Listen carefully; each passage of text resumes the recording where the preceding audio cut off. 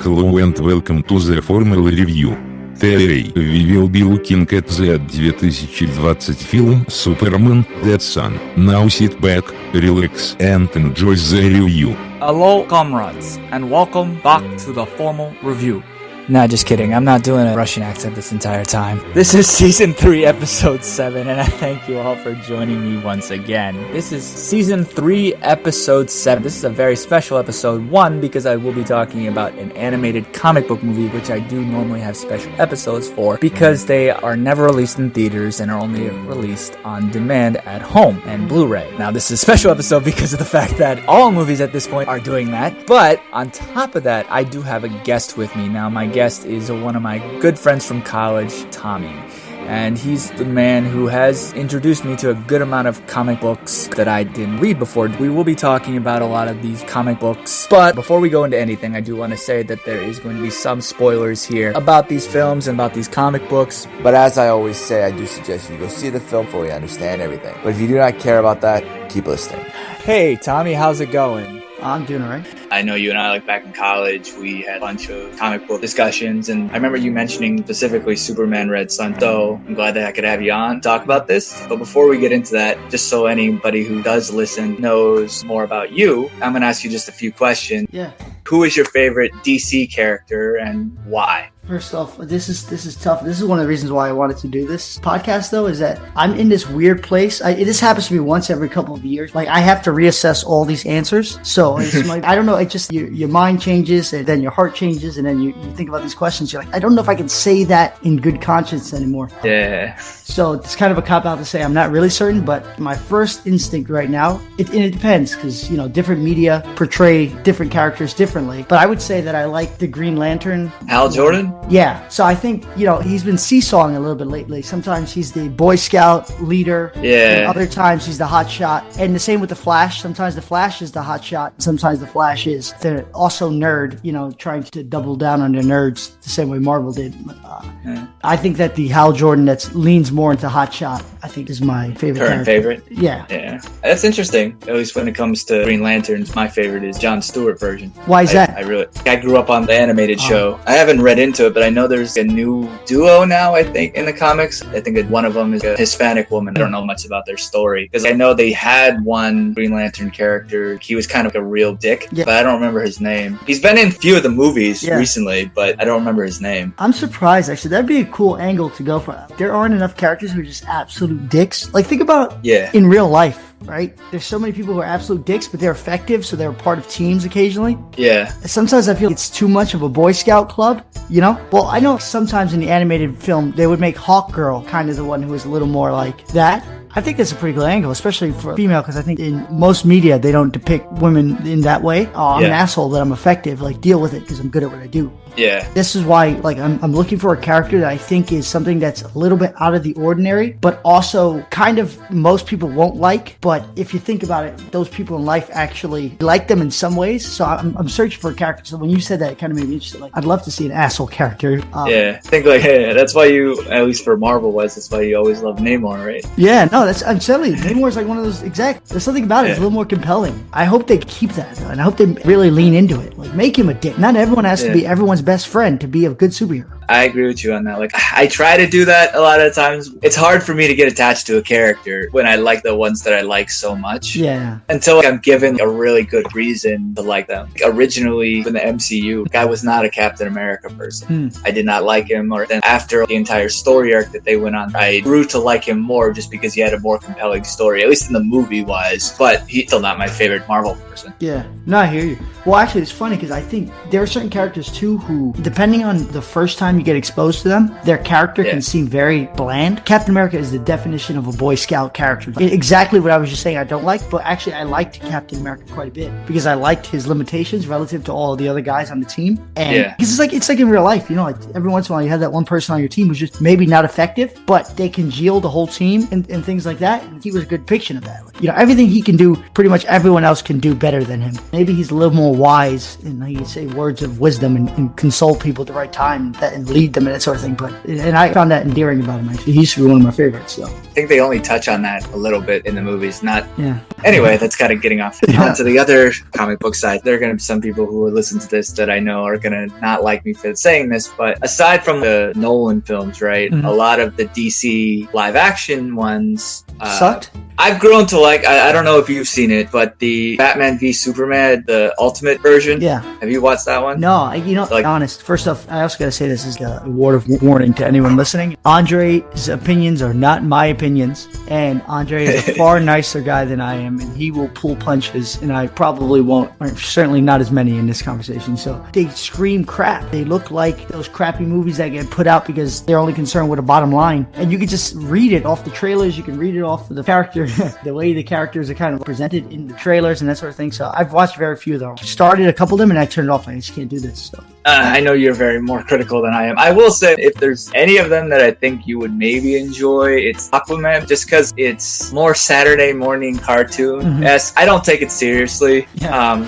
It's not a very compelling movie in that sense, because it's a story that's been done before, right? They're basically doing the King Arthur story, which I think is a decent story, but it's nothing new. So it works for the character, and I think it's fun. Yeah. And I can watch it in that sense. Yeah, and I think because it's a new version of Aquaman, they're revamping him. He's going from, again, secondary Boy Scout character leader type. Although in some comics he's depicted more ruthless in some ways. But, I think it's pretty cool to try a less risky storyline in order to introduce a completely different character revamp. Yeah, especially as you were saying with Aquaman. Honestly, prior to probably Jason Momoa, a lot of people would think of him as he's a joke. Yeah. What does he do? Talk to fishes. Yeah. That's all he really did. Yeah. I mean, if you go back and watch the Justice League TV show, they had one storyline that they tackled. It's the one episode where he cuts off his hand to save his kid. I think in the comic he actually does let his kid die, I think, but in the spoiler alert, like the animated TV show, because it's a kids TV show that came on Saturday mornings, they didn't show that. Yeah. But still, the animated TV show was a lot more intense. But yeah, overall, I'm not the biggest person on the DCEU from a whole aspect. I think there's a lot of positive when it comes to the Batman versus Superman, the Ultimate version. It will take your time because it's 3 hours long, and there's a lot that is going into it, and I still think that's one of the biggest problems. There's too much going into it. There are some really cool aspects to it, because you played the Batman video games, right? Or some of them at least. Yeah, there's some scenes in there that are almost direct from the video game, and also some from the Dark Knight Returns graphic novel. There's a lot of really good things, but it doesn't work perfectly. But anyway, generally speaking, when it comes to really good films, they're not all that good. Though I think Shazam is quite entertaining. Shazam was actually good. I enjoyed Shazam, yeah. I did not expect that. I like that too. Yeah. I didn't expect it either when I saw it. I think also what helps me like that film a lot is because it takes place in Philly, and obviously because I'm in Philly, there's little things that they do that are very Philly things, so it's kind of funny. And there's also some things that aren't right at all. When he gets on the subway before he gets taken to the mysterious world or whatever, gets on in suburby area, and then they sit pretty much downtown. There's no way that train does not stop anywhere else. That's just wrong.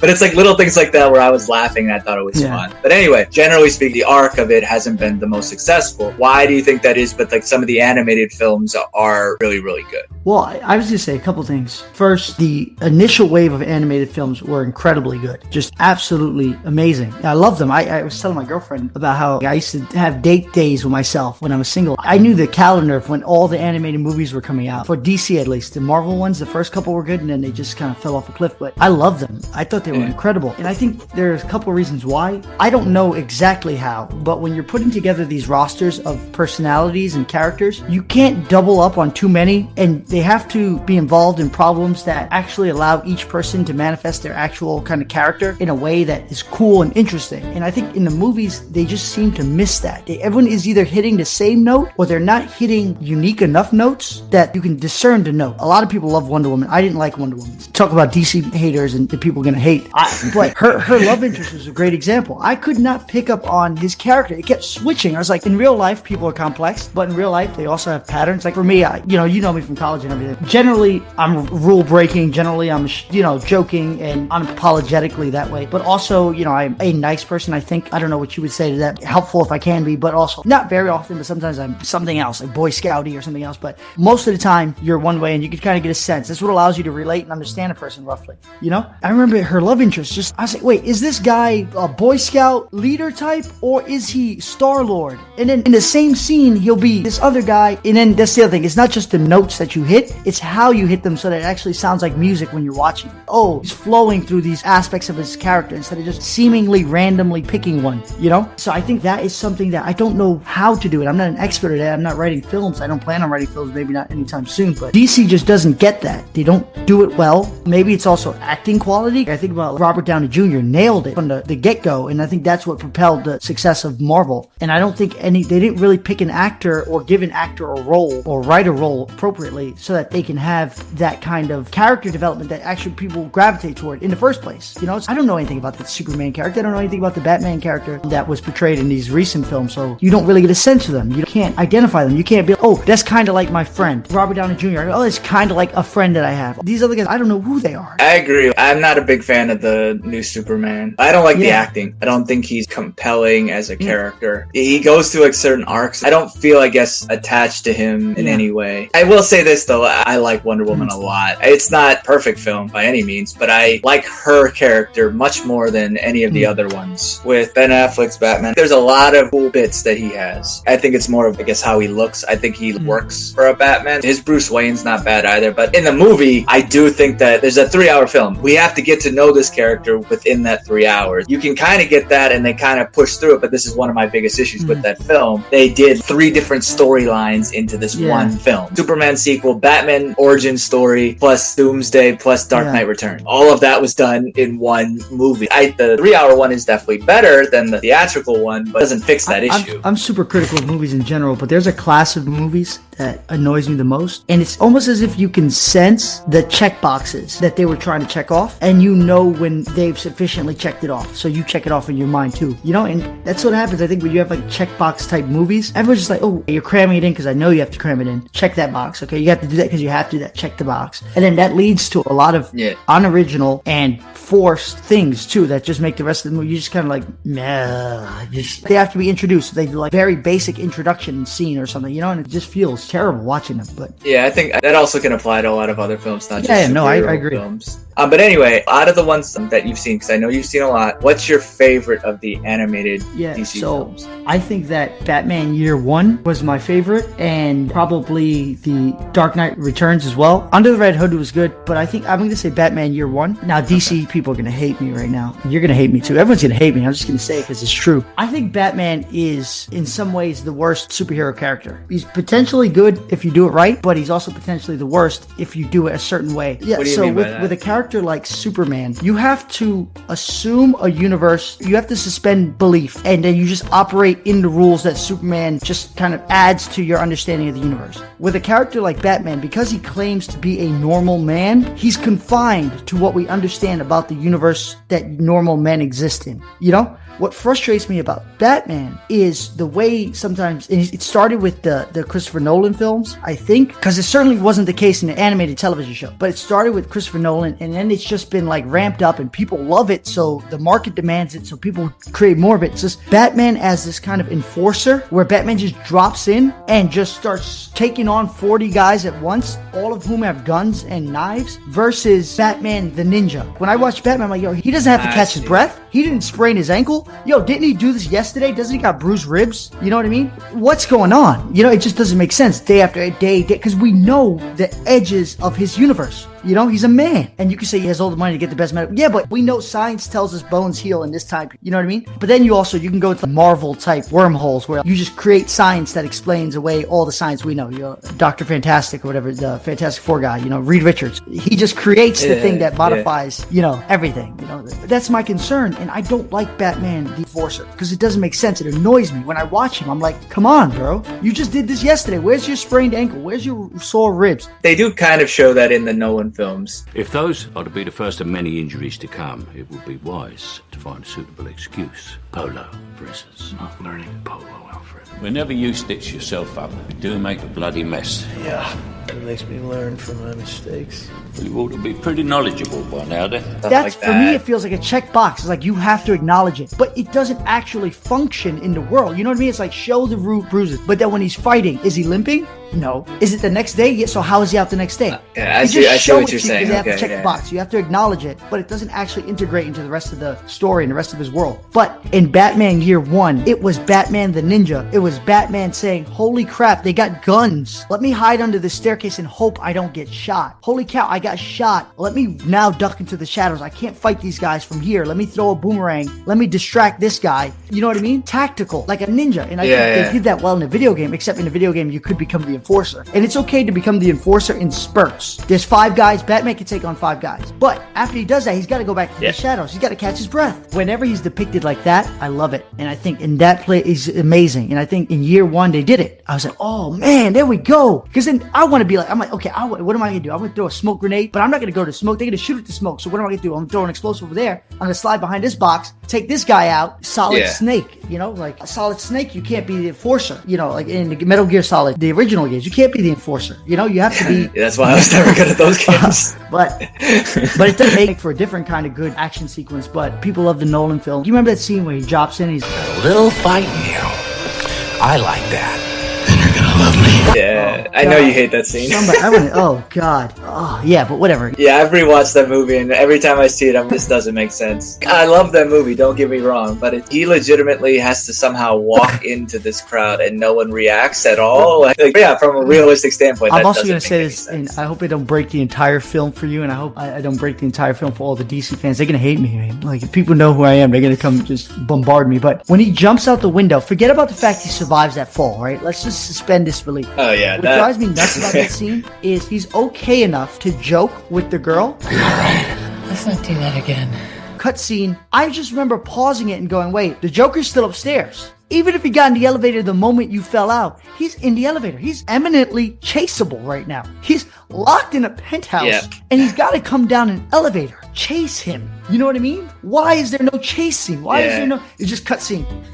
What just happened? Did Batman limp off? Show him a limp. This is what I'm saying. Show him, pat the girl, show people like, oh my God, it's Batman. Show him drag himself into a sewer, pull out the sewer thing, fall into the sewer, pray to God he doesn't bleed out, and then show him the next day limping, knowing that he's got to complete what he's got to complete. You know? Don't cut scene or show him look up and say, I got to get the Joker. And then so the girl talks some sense to him. You've probably broken more bones than you can count. You got to get out of here before the cops come. And then he does that. Don't just cut scene. And then the next day he's up and back at it regularly. Then you mean to tell me he was perfectly fine and he didn't chase the Joker?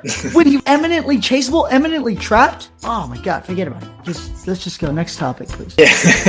Yeah, I get you. I understand. I suspend my disbelief on that because at the end of the day, it is a comic book movie, so whatever. I agree with you that it is illogical, but that's one of the things about those movies and Batman in general, at least when it comes to the live action one, he's not really shown as a detective. So if anything, he's clearly not the smartest of Batmans, let's put it that way. But I agree with you when it comes to ninja type of aspect. Like, that's one of the reasons why the animated series, I think that they touch into that a lot. Like, not a lot, but there's definitely 2 episodes of the show that have him dealing with that part of his past, and I really like how they kind of deal with it. Practice as a man obsessed.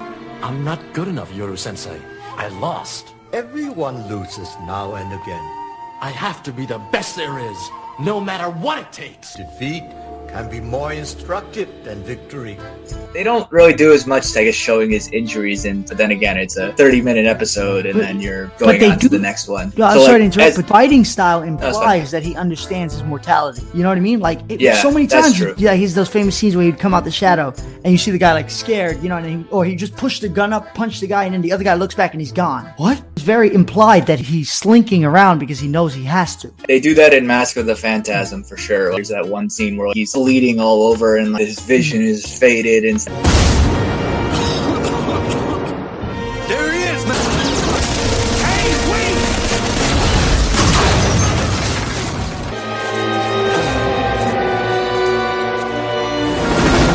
Now the 3 to ground. He's down. We have him. And they Anyway, getting back to animated films in general. Honestly, when it comes to my favorite DC animated film, I would say Phantasm. But aside from the DC animated universe, not including the Return of the Joker and the other stuff like that, I'm between Red Hood and then Flashpoint. Oh, Flashpoint's really good too, yeah. Really like Flashpoint. I mean, it kind of goes into what you were saying, putting the quote-unquote Batman being the enforcer, but then in the same sense, it's not the same Batman that we knew about. That's one of the, I think, the first ones that I realized where they were going more adult, but then that movie's only rated PG-13. Well, I didn't know that, spoiler alert, but when he blew the Flash's brains out, that's pretty far for PG-13. That's at least PG-13.8. You know, we're approaching 14. Yeah, I think that's why I thought it was really intense, and I think that's what kind of got me rewatching them again. Some of the films I didn't really think were that good. I wasn't a big fan of the Aquaman, Throne of Atlantis one. I mean, it wasn't bad, but it wasn't great either. It kind of was going down what we talked about already, the revamping of the Aquaman story.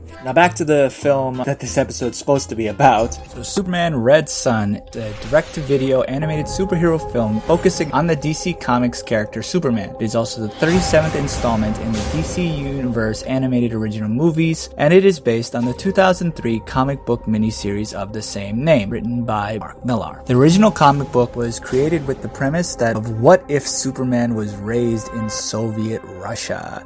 Now, the story mixes alternate versions of the DC superheroes that we know and love and alternate reality versions of real political characters such as Joseph Stalin and John F. Kennedy. From 1953 to 2001, the difference between the two stories is the Earth was spinning a few hours different, which allowed him to fall into Ukraine instead of Kansas. Instead of fighting for truth, justice, and the American way, essentially the Soviet way. He's described as the champion of the common worker who fights for a never-ending battle for Stalin, socialism, and the international expansion of the Warsaw Pact. This film stars the voices of Jason Isaacs, Roger Craig Smith, Diedrich Bader, Amy Acker, Vanessa Marshall, and Paul Williams. What did you think of the movie? Honest truth, I hated it. One of the worst Why is that? movies I've ever seen. You know what? I literally...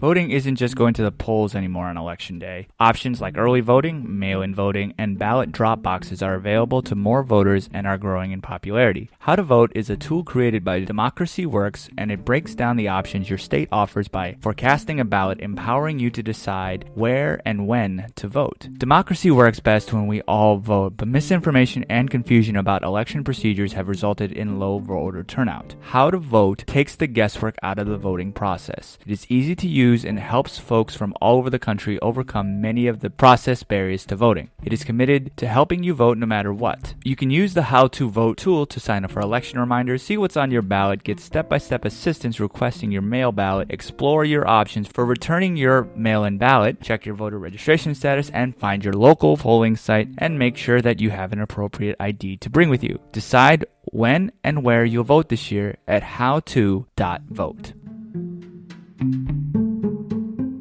Only finished watching it. I watched it with my girlfriend. I made her endure it. I would have turned it off if not for the fact that I was familiar with the material, and for nostalgia reasons, I was, man, maybe it's gonna get good again. Maybe it's gonna be what I hope it's gonna be, and it never was. And there are a lot of reasons why I disliked it, but I don't know if you want me to go into that because no, go ahead. Why didn't you like it? There are a couple of reasons, but some of them deal with character, some of them deal with character motivations, some deal with plot convenience. But one of the biggest issues with this version is the over appreciation of communism. So I don't want to get political or anything, but in terms of the zeitgeist right now, I think collectively our relationship to communism is one that's a little more, we like it a little more. We don't hate it, is what I'm trying to say, as much as previous generations have hated it, you know? It's not the 80s, exactly. 1980s. And I think that the original comic was pitted and written by somebody who had a more antagonistic view toward communism. So I think that's where the major issue with this version versus the original version stems from. Because if you depict, as they did, communism in a way, and like so much of Superman's dialogue and so much of what they showed us was kind of saying, well, actually communism is working. So then it becomes hard to root against Superman, and it becomes hard to root for characters like the Batman in that version. you know? So it's just like, okay, wait, it's working. And then you think, oh, well, yeah, everyone's kind of happy. It's going well. So what is the issue? Why are they trying to do it? Is it Luthor just being greedy? What is Batman's motivation? And at that point, like, I don't understand. Like, he's making utopia on Earth. What's the problem? You know? Yeah. Versus if you think communism is bad and you write a comic where you think Superman is accidentally ignorant to the fact that he is the hero and leader and propagator of something that's actually inherently bad and he's doing it by mistake, then you get these interesting stories. Because then Superman thinks he's right, but Batman thinks he's wrong. And from your perspective, as somebody who's in this society that doesn't like communism, then you're like, oh my God, Batman actually has reason. And then when Batman doesn't succeed, it's kind of tragic. And Superman winning is on the one hand tragic, but also you feel bad for Superman because he's trying to do good and he's doing bad by mistake. You know, it's an interesting story versus you as the storyteller are telling us that communism is good and he's building utopia. So why are these people trying to stop him? You have to spend more time convincing me that everyone else isn't just being an egomaniac and trying to stop this guy who's doing a real good job with the world, you know? So that's my biggest criticism. But so I don't know if you have any thoughts on that. So I guess going off of what you were saying with the Batman character, I think they were trying to counter the not so villainy of Superman with Batman by making Batman just more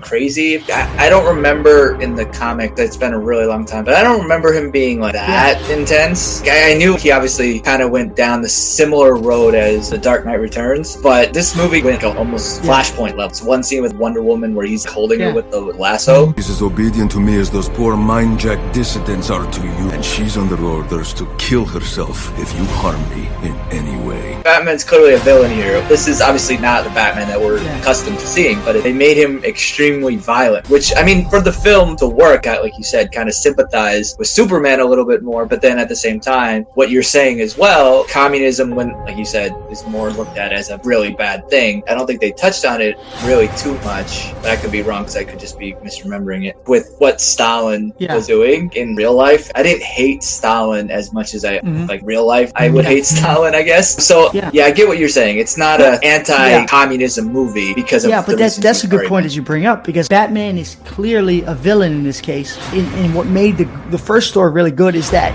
he was clearly a hero, but he was pitted against this sympathetic Superman character who again is trying to do right. You know, like, it's still Superman. They're both still heroes. It's just one of them has got the wrong view, you know? And that way it becomes tragic because one of the heroes has to not win. That's just a more compelling story. And it's more in line because then Batman is functioning like Batman. Superman is still truth, justice, and the Russian way in that case. He's trying to be truth and justice, but he's wrong. And, you know, from the perspective of the person who doesn't like communism, Batman is fighting for the people and trying to bring justice to the people. Yeah. He's not a terrorist in the first one, but he is and isn't a terrorist simultaneously because it's a perspective thing, you know? In this one, he's clearly a terrorist. But that goes back to what you said about the Stalin character. They didn't make Stalin as dislikable as they could have. The gulags are just people in chains, but they're not talking about people being killed. And then what does Superman do, right? The one piece of information we get that this communism thing is evil, Superman immediately gets rid of. So then what? This communism thing isn't bad. So, okay, he's somehow made communism work through his Superman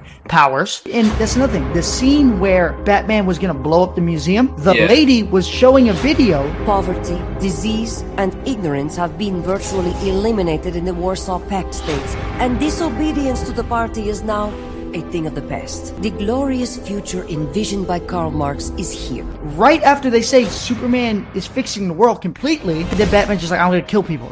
What? Why? What are you doing? Superman is working. What are you doing? Yeah. So I was just confused. But it stems again from the relationship to communism that the story put out in the first place, which makes all the other relationships of the characters and plots just not work the same. I wanted to say, like, Batman's character and his motivations were so frustrating in that movie. I rewatched the scene because I wanted to be accurate, you know, before this. When he first confronts Superman, right before he does the Red Sun, when he's got Wonder Woman tied up, Superman straight up asks him point blank, what do you want? What I've wanted since I was a child, to destroy you, to break and utterly humiliate the great Superman. His first response is essentially, I want to prove to you or to my ego, I just want to be better than you. And I'm sitting there like, that's your motivation? You really are just an egomaniac right now. So then I'm like, okay, that's stupid. Then they offer a second motivation. Now this is going to be very nuanced, and this is one of the reasons why I can't watch movies. Sometimes I'm too hyperlogical. But there's a second one where he said, the only freedom we have is to be exactly what he wants us to be. To do exactly as he wants us to do. But then I was thinking about it. Actually, that's really almost hypocritical and antithetical to the Batman of the universe that we know. Because think about what Batman does when he puts drug dealers in jail. He goes to dissonance, people who are not working in line with the established order, and he takes away their freedom. He puts them in prison, ideally, to be rehabilitated. That's why they get released again. So if Superman is doing the same thing, he's taking away dissonance freedom, but he's actually effectively rehabilitating them, then it's the same thing. Superman is getting better results. He actually achieved utopia. What is Batman trying to do? Batman's trying to achieve utopia, some good state of society, by stopping the dissonance and taking away their freedom from their ability to destroy the society he's building. So I'm like, yo, what are you doing? You're not being Batman. You're actually antithetical to Batman. And your other motivation is that you're an egomaniac. So why do I care about you? Why is this compelling? You're just an ordinary terrorist with an ego problem. You know? Yeah, I get that. I feel like as much as I said he was definitely different, I guess they were just trying to say when he watched his parents die, I think he just had a lot of hate. Yeah. Which, I mean, that is what drives Batman to be who he is, but obviously in this case he's a lot more sadistic than typical Batman, which I think counters the whole idea like you were saying. The point is they're supposed to be the same person of who they are, aside from the fact that Superman is Russian, but everyone else would be the same. Yeah, I get that. And one of the criticisms, real quick, I'm sorry, and I might be wrong. This is how I understand Batman's character. I understand Batman to be a very hyper-logical, hyper-pragmatic, hyper-intelligent person who accounts for a lot of possible outcomes and doesn't leave details unturned when he's accounting for his plans, right? And yet, he did the most obvious bad guy mistake. He took Superman, he had him completely beaten to a pulp, and then he threw him in a pit and locked the door. How many bad guys have done like, ha ha ha, I've got you completely defeated, but now I'm just gonna throw you in a cage and leave you there. What? Batman has become that sadistic that he's blowing up innocent people, and he is anything like Batman that I know to be hyper-pragmatic, hyper-logical. Why didn't he just kill him? And then the thing is, he locked him away and he said, and there you will stay for the remainder of your wretched life, while my followers rise up and finally take our country back. Effectively, he was killing him. He was just killing him over a longer period of time. So why not just put a bullet between his head? Like, be Batman. You like, think about how Batman solves these problems. Let's say there's a guy and he's like, I'm not telling you anything. Batman doesn't ask, he just breaks the guy's leg. Hyper pragmatic, hyper logical, and everyone else would be like, oh my god, why did you do that? Why were you so hyper logical? Why did you do the thing that's just so clearly logical? And then he's like, I don't care. I'm getting it done. I wanted to kill you. Boom. I killed you. Next. It just doesn't make sense. Yeah, and I think that if someone used the defense of, oh, Batman doesn't kill, in this version he definitely does. So that's what I'm saying. He blew up the museum. That's why Superman was, I gotta go get him. Like, he killed innocent people. There's no excuse. That's the stupidest mistake that bad guys make. It's Dr. Evil with the Shark Tank. You remember in Austin Powers? I want you to meet Daddy's nemesis, Austin Powers. What, are you beating him? Why don't you just kill him? No, Scott, I have an even better. I'm going to place him in an easily escapable situation involving an overly elaborate and exotic death. Why don't you just shoot him now? I mean, I'll go get a gun. We'll shoot him together. It'll be fun. Bang! Dead. Done. One more peep out of you and you are grounded, mister, and I am not joking. You know? And it's like, that's Batman, of all people, was Dr. Evil. And I'm sitting there like, okay, all right. Yeah, you got me, bro. You got me, bro. So, spoiler warning for anyone who hasn't read the comic, but you know, the ending, you have the temporal paradox, right? Yeah. The whole thing that actually Superman is a descendant of future Lex. And, yeah, like how it's a weird time loop. Yeah. What did you think of them not doing that in this one? Oh, I don't know why they didn't do it. I think it's because the story wasn't as compelling, so throwing that at the end, people would just scratch their heads, you know? I think if it ended on a note where Superman was accidentally a villain, then learned the error of his ways and changed things, but then he could not really turn back the time, and the rest of his life he's got this cognitive issue where he's like, am I a hero? Was I kid Batman? The whole thing, it's tough. So then to see that person's kind of lineage ultimately become the good Superman that we love is kind of compelling. It's powerful. Yeah. To see that at the end of that story, why would you do that? It just wouldn't make sense. It wouldn't be as powerful. Maybe I'm giving it too much credit. I don't think the writers were as thinking as hard about it as I am. So Also, with, I guess, this somewhat side villain of the story, the version of Bizarro Superman that they did. I don't know. I thought that was weird. One, I don't personally like the Bizarro Superman idea. Like, I thought it was a cool aspect when it's an actual Superman versus actually himself. Whatever their version of this is, what, a robot, I think, in this one, technically, or a weird one. I really didn't know what it was here, but I never liked Bizarro. I don't know. He never spoke to me, and maybe it's just my lack of knowledge of that character. I wasn't sympathetic toward him. I think they touched on it in the animated series where he always tries to be Superman, but he's not. But in this one, it was a Bizarro, but then it also wasn't. Whereas in the comic, it wasn't. Lex Luthor didn't just send off just that, and that's it. Kind of sent off, I think, more actual villains of Superman. If I remember, he has Metallo. I think Doomsday also fights him, if I remember. More people who would have been normal Superman villains fought him, which kind of made point of it's Superman, but it's just the Russian version. That's just a better execution of the same point. Go ahead and have him fight Metallo and all these other guys, because then it's more interesting that way. What are they doing in that universe now? Assuming they exist, you know? What are they going to be doing? They would have been fighting Superman, but now the fact that Lex Luthor, it's still the same conflict, but in this really interesting reimagining, it's what the whole point of the movie is. Actually, to be honest, I didn't even remember that character, the other Superman thing, to be honest, because I that was just lost on me entirely. I mean, that movie, you know, aside from the criticisms that just were burning my brain while I was watching, but I will say this points to something that I really liked about the movie. You may not agree with me. I thought that was one of the best Lex Luthors I've ever seen. There are a couple reasons for it, but it was a different depiction. It was a lot of the same characteristics, but woven in a different way. Obviously egomaniac, obviously genius, obviously power hungry, obviously jealous of Superman, but he seemed more like a normal dude who was all those things, and as a consequence, it made sense that he would have a conflict with Superman. He's the U.S.'s best chance, so that's why he became the man for the job. And then he related to Superman in that way. We got this enemy that's really unstoppable. You're probably the only man who can stop it. And he's like, I'm so egomaniac, like, I think I can stop anything. And then he tries to stop him, and then he can't. And then that increases his egomaniacness and increases his desire to use his intelligence. Also, there was a good scene where he was absent-minded about getting a gift for Lois Lane. Oh, Christ, don't tell me. Yep, you forgot our anniversary. Again. I'll dispatch Miss Tessmacher to get you something. It'll be delivered later today. You're such a sentimentalist.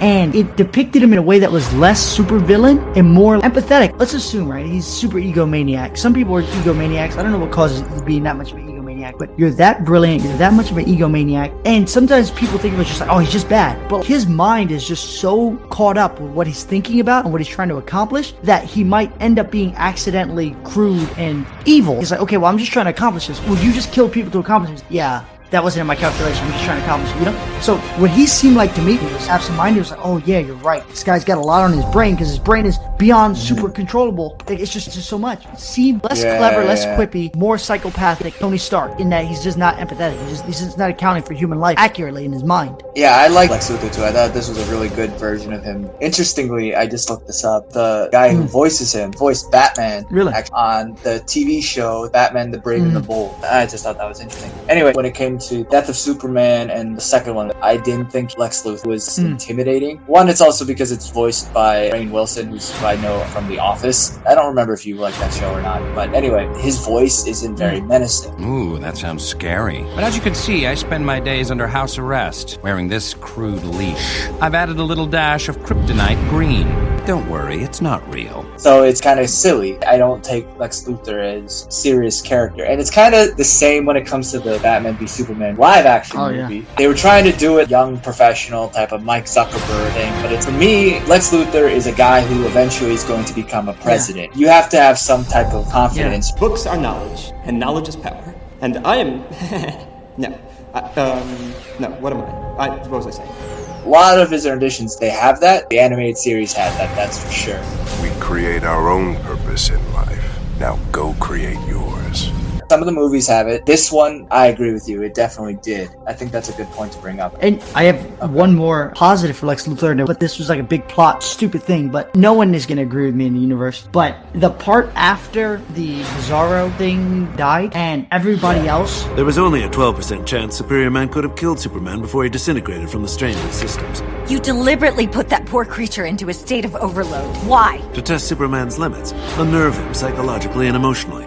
and we collected really useful data from it. I remember seeing that and thinking to myself, let's say in real life this scenario existed. Let's assume for this imagined world that I'm about to create that communism actually was bad, right? Yeah. We would need someone like Lex Luthor who was going to be willing to do something that looks a little bad or feels a little bad in order for us to actually collect data, and it was really a prototype. So I was thinking most people watching it and they're trying to create the idea that that was evil. And I was just thinking to myself, man, like I hope that there are some people like Lex Luthor in case we ever really run into a Superman, somebody who is detached enough and data driven enough that we can, whether or not that thing, the Superman thing was a living thing or whether it was a clone, and whether or not it was still a good idea to create a clone even if it was a living thing in order to create enough data, to get enough data so that we can actually be able to overcome this evil thing in the long run. That's a real good ethical question. And the writers of the story wanted you to think Lex Luthor was evil. And after that, I thought to myself, man, he's not evil, man. He's just trying to make sure that he's got our backs. Like, he's willing to risk even his own sense of morality to make sure he's got our backs. I thought that was endearing for me. Everyone else probably thinks that was, and it was intended to be a sign of evilness. For me, that made me like the character too. I interrupted, but did you have another question? No, actually, that's where I was going to end the episode, because it kind of wraps it around. Kind of started off with, obviously, negatives because you didn't like the film, but we came back around and talked about positives, which I think is at least a good note to end on. Much better than ending on a really bad note. I think it's pretty obvious when it comes to your recommendation when it comes to this movie. My recommendation for the folks listening at home, watch the motion comic on YouTube. Just go watch the motion comic. It's better. Don't watch this version. My recommendation is that it's not something that you have to rush watch. I don't think it's as good as the comic. It's not awful. I don't hate it as much as Tommy does, but I think that's a lot of things, honestly. So watch it if you really like the animation, but you don't really have to. I think that there's definitely better ones out there. Maybe we'll get to those in another episode. Tommy, is there any way people want to reach out and talk to you, give their opinions on the film, if they disagree or agree with you? I'll open up Pandora's box because I stand by the accuracy of my assessments. You can find me on Twitter. It's Tommy_behave. Feel free to reach out. But if you do, please address what I said and also prepare for me to give you more because I got a lot more criticisms. If you thought that, the quality of my analysis or the depth at which I try to think about things was valuable, I'm actually currently building a platform right now to facilitate intellectual discussion. The idea is that, not everyone enjoys the level of analysis that I enjoy, and not everyone enjoys talking about the results of their analysis as much as I do, but there are some folks, and if you are one of those folks, you're probably like me in that you find that there aren't very many channels for you to have those kind of conversations without either somebody exploding at you angrily or understanding or appreciating your analysis. So, I am creating that platform. Right now, it's still in very much beta. I do have some users. Once it's in a little more built out, then I guess I can plug it more officially, but just keep your eyes open if you did enjoy this. Yeah, thank Tommy for coming on. I appreciate you commenting on the movie. I didn't agree with everything you said, but that's okay. When the next one comes out, at Justice League Dark Apocalypse War, you've seen the trailer for that one, I always right? watch all the trailers instantly. I'm looking forward to that one. Mainly because anything with Apocalypse, I think will be fun. But I like the guy who voices Constantine. I think he does a really good job. And Constantine, I think, is a very underrated character. Until then, thanks, man. Appreciate it. Thanks for having me. Now, what did you think of the film, and what are your favorite DC characters in DC animated films? Let me know. Hit me up on social media. The Formal Review is on Twitter, Instagram, and Facebook. The URL is all the same. It's at The Formal Review. Please also subscribe to the podcast on your favorite service. It is on Spotify, Google, and Apple Podcasts, Podbean, and really, honestly, anywhere you can find podcasts. Also, I'm always wanting to grow and improve, so feel free to leave a review on your favorite service. I see the numbers, and I do this for you all, and I want to keep it entertaining. I really appreciate everyone supporting me by listening and talking about movies with me online. For those who have contributed financially, I really thank you for supporting me in that way. For those who want to financially contribute, please go to anchor.fm/the_formal-review and click support this podcast. And I thank you very much in advance, and any donation is appreciated. Thank you all for tuning in once again, and until next time, well, I won't say it to movies, but be safe, wash your hands, and take care, everyone. Thanks for tuning into the Formal Review. We hope you'll join us again.